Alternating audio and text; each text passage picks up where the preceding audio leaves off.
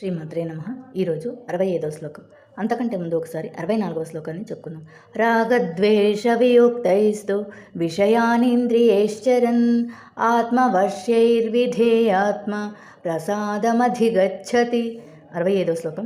ప్రసాదే సర్వదుఃఖానాం హానిరస్యోపజాయతే ప్రసన్నచేతసో హ్యాశు బుద్ధిః పర్యవతిష్ఠతి.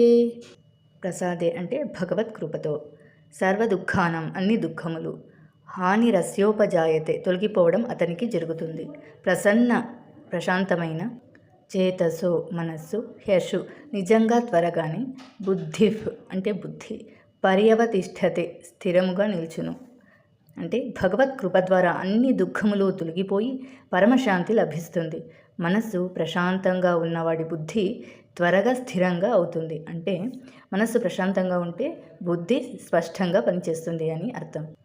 స్థిరమైన బుద్ధి సరిగ్గా నిర్ణయాలు తీసుకునే శక్తిని కలిగిస్తుంది. అంటే ఎప్పుడైతే సరైన నిర్ణయాలు తీసుకుంటామో శాంతి లభిస్తుంది. శాంతి ఆనందానికి మూలం అని ఈ శ్లోకం యొక్క అర్థం. శ్లోకాన్ని ఇంకొకసారి చెప్పుకుందాం.